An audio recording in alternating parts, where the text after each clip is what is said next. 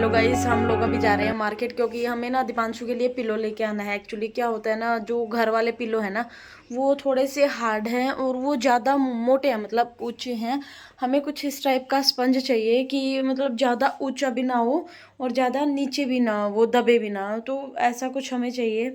तो उसी के लिए अभी जा रहे हैं मार्केट देखने के लिए। चलो लक्ष्य चलते हैं। तो ये देखो, जय श्री राम चला के गया लक्ष्य।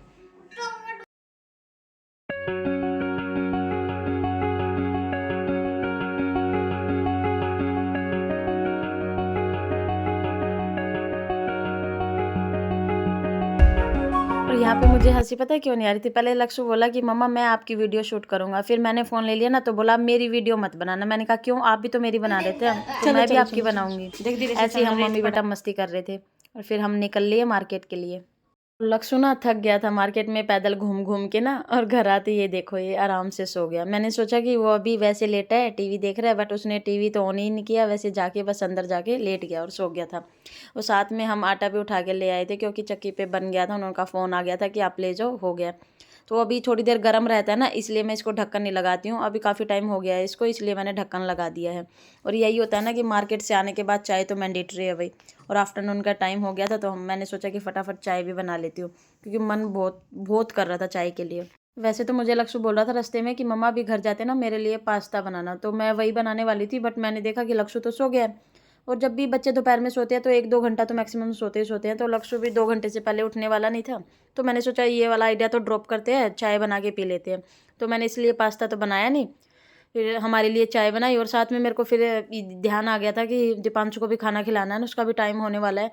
तो मैं सोचा जब तक हम लोग बैठ के चाय एंजॉय करेंगे, चाय पियेंगे, तो जब तक मैं दीपांशु के लिए सेब कट करके रख देती हूँ क्योंकि फिर बॉईल करनी होती है ना। तो मैंने सोचा साथ में ही चढ़ा देती हूँ पतीले को, जब तक पानी गर्म हो रहा है इसी के अंदर कट कर दूँगी, और जब तक हम चाय पियेंगे तो बॉईल हो जाएगी सेब अच्छे से।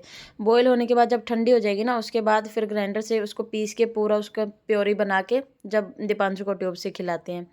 वही है यार, मतलब प्रॉब्लम्स बहुत होती हैं, सारा दिन देखना पड़ता है। मेडिसिन का टाइम हो गया, अब दूध का टाइम हो गया, अब ये खाना खिलाना है, अब ये वाली मेडिसिन देनी है, तो टेंशन तो बहुत होती है। ऊपर से फिर बुरा भी लगता है कि काश दीपांशु भी ठीक होता, तो आज लाइफ कुछ और ही होती ना।